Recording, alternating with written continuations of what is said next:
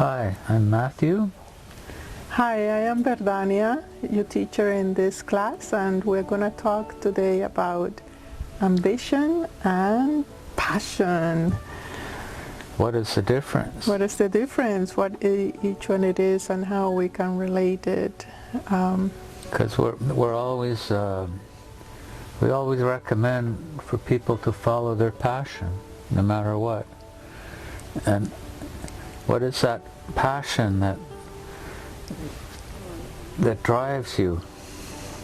Yeah, we need to start by remembering that the fiber of evolution is about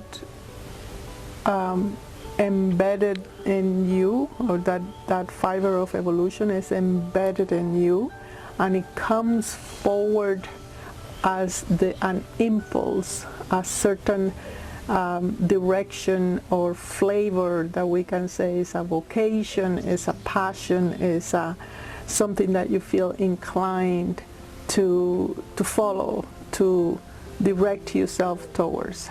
And as we follow it, we attract the situations we need in order to evolve, that challenge us, you know.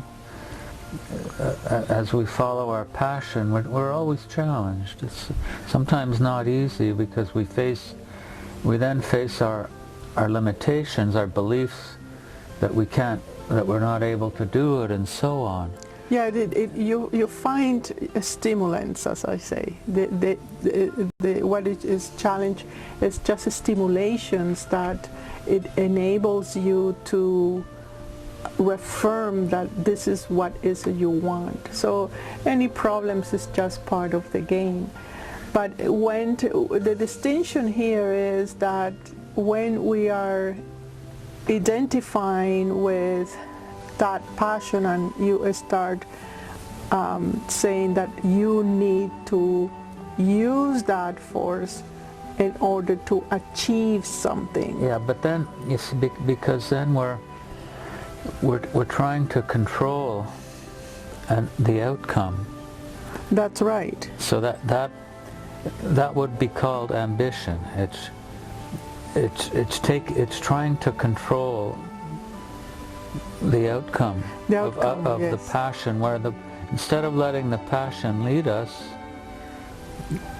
we have a point of achievement. Well, we have a concept about what it's supposed to be. Yeah. And that's a goal.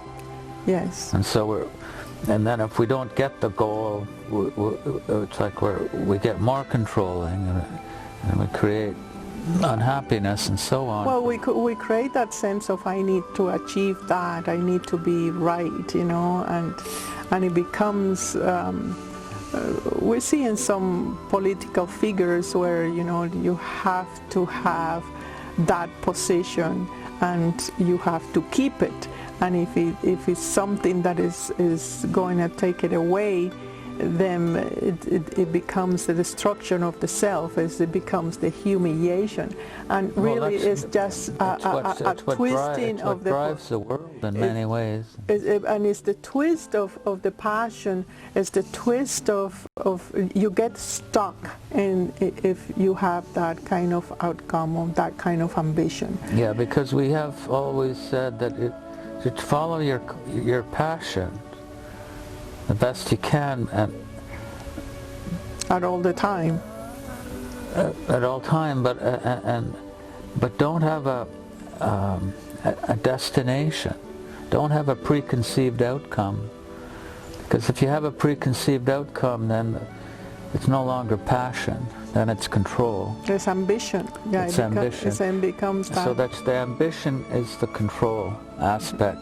So then you lose touch about your real passion, and the controlling or the ego nature takes control, and then it becomes very destructive.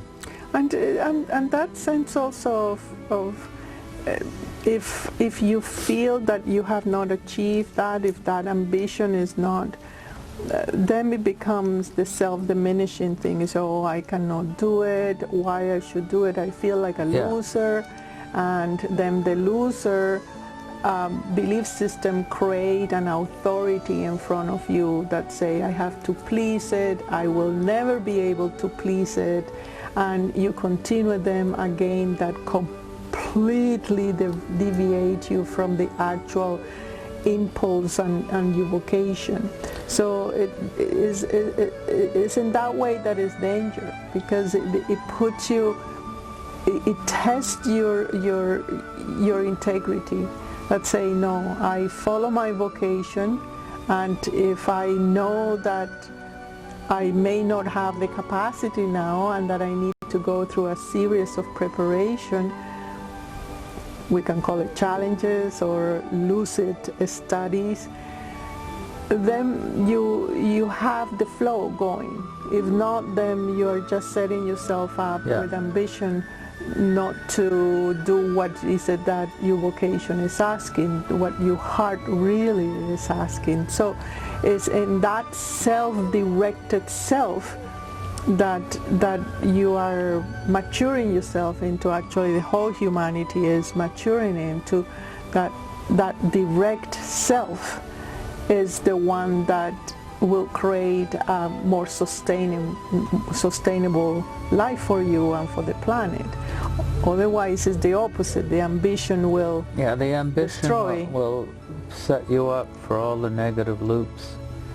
Because if you don't achieve your goal, then there's something wrong, and then you have to fix something. You have to change yourself. You have to control yourself. Control those around you.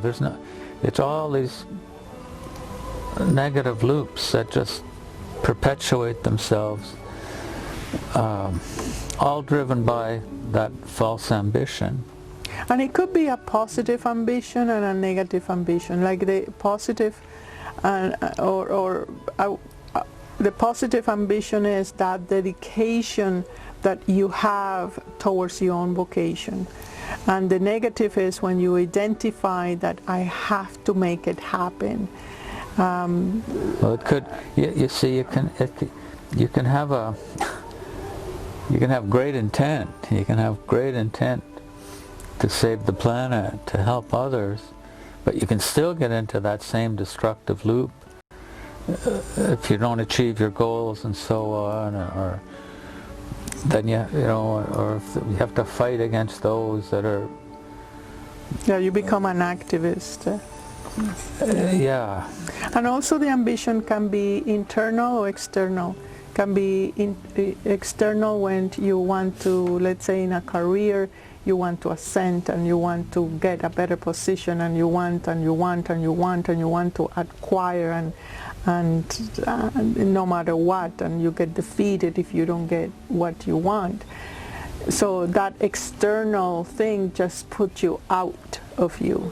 But also it's an internal ambition that could be reflected in the spirituality. Or I need to be more pure, I need to be more different than what I am, I need to become something that I see in the external. So in that inner twisting is even more danger, because it really twists you hard. It really puts you hard in a space where it's not natural at all. We depart the moment when we think we have to constantly fix, alter, change who you are, we are, and we no longer live in the moment, and the heart lives in the moment. The heart and the ego, which always wants to fix and change and be somewhere else, they cannot coexist.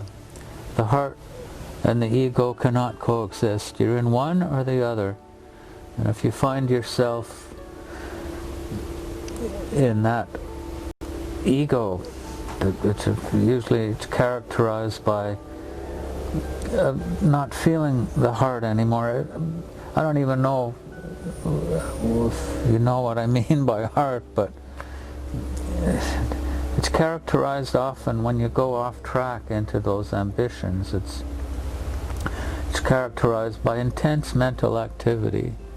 Yeah, and it could be challenges in the ambition, and the internal ambition. Let's say when you have a challenge that is physical, if you have an illness and you want to get well and you want to do everything possible for you to get out of pain or something like that, but or anxiety or depression or anything that it doesn't feel pleasant, but that is not understanding what is the challenge, and wanting to change where you are is not the way. It becomes an ambition, an internal ambition.